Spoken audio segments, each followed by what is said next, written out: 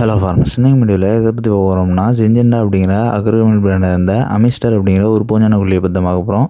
ஃபஸ்ட்டில் வந்து என்ன டெக்னிக் இருக்குது அப்படின்னு பார்க்கும்போது ஆக்சிஸ்ட்ராபின் 23% எஸ்சி ஃபார்மெட்டில் இருக்குது. நெக்ஸ்ட் இது எந்த மாதிரி செயல்படும் அப்படின்னு பார்க்கும்போது இது வந்து ஒரு ப்ராட் ஸ்பெக்ட்ரம் பூஞ்சான கொல்லி தான். அதாவது நம்ம சொல்லக்கூடிய பூஞ்சான நோய்கள் மேலே நேரடியாக பட்டுச்சுன்னா மட்டும்தான் குணமாகும் அப்படிங்கிறது கிடையாது. ஒருவேளை ஒரு சில இலைகளில் படலனாலும் கூட பூஞ்சான நோய் வந்து குணமாகும். எதனால் அப்படின்னா நம்ம ஏற்கனவே சொல்லியிருந்தோம், இது வந்து ஒரு ப்ராட் ஸ்பெக்ட்ரம் பூஞ்சான கொல்லி. ஸோ அதனால் நம்ம ஸ்ப்ரே பண்ணதுக்கு பிறகு செடியில் இருக்கக்கூடிய சார் வழியாக அது ஊடுருவி வேலை செய்கிற மூலிமா நேரடியாக படாத இலைகளில் இருக்கக்கூடிய பூஞ்சான நோய் கூட குணமாகும்.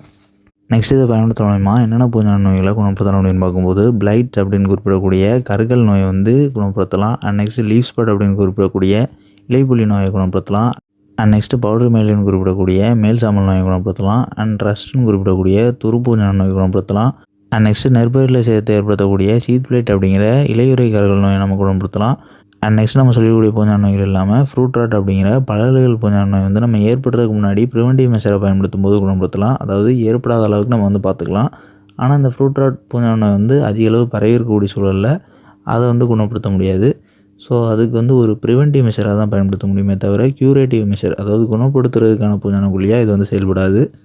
அண்ட் நெக்ஸ்ட்டு டவுனி மைல்டு அப்படின்னு குறிப்பிடக்கூடிய அடிச்சாமல் நோய். இந்த அடிச்சாமல் நோய் வந்து ஆரம்ப நிலை பரவலில் இருக்கும் பட்சத்தில் கேட்கும். இதுவே ரொம்ப தீவிரமாக பரவிருந்துச்சு அப்படின்னா அதுக்கு இந்த பூஞ்சான கொல்லி வந்து செயல்படாது.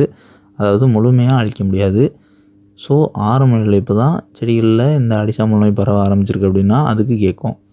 அண்ட் நெக்ஸ்ட் இந்த பூஞ்சான கொல்லியோட டோசேஜ் பார்க்கும்போது ஒரு லிட்டர் தண்ணிக்கு 0.5 ml-லேருந்து 1 ml வரை பயன்படுத்தலாம். அதனால் பயிர்களுக்கு எந்த ஒரு பாதிப்பும் ஏற்படாது.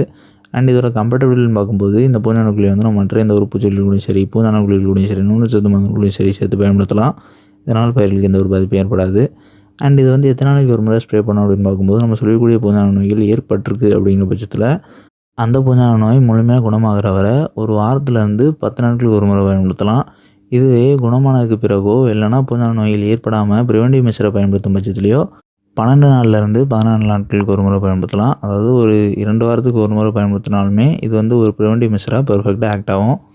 அண்ட் நெக்ஸ்ட் நம்ம சொல்லக்கூடிய பூஞ்சான நோய்கள் ஏற்பட்டக்கூடிய பயிருக்கு நம்ம இந்த அமிஸ்டர் பூஞ்சான கொல்லியை பயன்படுத்திய பிறகு பூஞ்சான நோய்கள் குணமாகிறதுனால செடி வந்து சுலபமாக உடனே பச்சைத்தன்மை கொடுக்குறத உங்களால் பார்க்க முடியும்.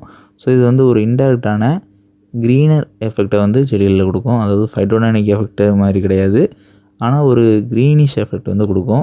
இலைகள் எல்லாமே சடனாக ஒரு பச்சைத்தன்மை கிடைத்தது போல் காட்சியளிக்கும். ரொம்ப தீவிரமான பச்சைத்தன்மை கிடைத்தது போல் தெரியும். ஸோ இந்த மாதிரி பச்சைத்தன்மை கூடும்போது செடி வந்து ஒட்டுமொத்தமாகவே ஆரோக்கியமாக காட்சியளிக்கும். ஸோ இந்த மாதிரி ஆகிறதுனால செடி மண்ணிலேருந்து எடுத்துக்கக்கூடிய ஊட்டச்சத்தோட அளவும் அதிகரிக்கும். ஸோ இது வந்து செடியோட மகசூல் அதிகரிக்கிறதுக்கான வழிவகுக்கும். அண்ட் நெக்ஸ்ட்டு இந்த பூஞ்சான கொல்லியை வந்து நம்ம எந்த மாதிரியான பயிர்களுக்கு பயன்படுத்தலாம் அப்படின்னு பார்க்கும்போது எல்லா வகையான பயிர்களுக்குமே பயன்படுத்தலாம். எந்த ஒரு காய்கறி வகை பயிராக இருக்கட்டும், பூ வகை பயிராக இருக்கட்டும், பழ வகை பயிராக இருக்கட்டும், எண்ணெய் வித்து பயிராக இருக்கட்டும், தானிய வகை பயிராக இருக்கட்டும், இந்த மாதிரி எல்லா வகையான பயிர்களுக்குமே பயன்படுத்தலாம். அண்ட் நம்ம வந்து நேற்று ஃபோஸ்மேட் அப்படிங்கிற ஒரு பூச்சிக்கொல்லியை பற்றி வீடியோ பப்ளிஷ் பண்ணியிருந்தோம். அந்த வீடியோவில் வந்து அந்த பூச்சிக்கொல்லியை நம்ம எந்த மாதிரியான பயிர்களுக்கு பயன்படுத்தணும் அப்படின்னு வந்து குறிப்பிட்டிருந்துருக்க மாட்டோம். ஸோ அது வந்து நம்ம அந்த வீடியோவில் வந்து மிஸ் பண்ண கண்டென்ட். அதாவது அந்த பூச்சிக்கொல்லியுமே நம்ம இப்போ குறிப்பிட்டது போலயே எல்லா வகையான பயிர்களுக்குமே பயன்படுத்தலாம். அண்ட் அந்த ஃபோஸ்மேட் பற்றின வீடியோ வந்து பார்க்காம பாருங்கள். அந்த வீடியோட லிங்க் வந்து டிஸ்கிரிப்ஷனில் கொடுக்குறோம். ஸோ அந்த ஃபோஸ்மேட் அப்படிங்கிற பூச்சிக்கொல்லி வந்து பூச்சிக்கொல்லியாகவும் செயல்படும், அதே நேரத்தில் பெயின்கொல்லியாகவும் செயல்படும். அண்ட் நெக்ஸ்ட் இதோட விலைன்னு பார்க்கும்போது இதோட ப்ரைஸ் தான் இருக்கிறதுலே ரொம்பவே அதிகம். இது வந்து 15 ml பேக்கேஜ் அவைலபிளாக இருக்குது. இதோட ப்ரைஸ் வந்து 150 ரூபாயிலேருந்து 200 ரூபாய்கிட்ட வருது. அண்ட் நெக்ஸ்ட்டு 50 ml பேக்கேஜ் அவைலபிளாக இருக்குது. இதோட ப்ரைஸ் வந்து 350 ரூபாயிலேருந்து 400 ரூபாய்கிட்ட வருது. அண்ட் 100 ml பேக்கேஜோட ப்ரைஸ்னு பார்க்கும்போது 700 ரூபாயிலேருந்து 750 ரூபாய்கிட்ட வருது.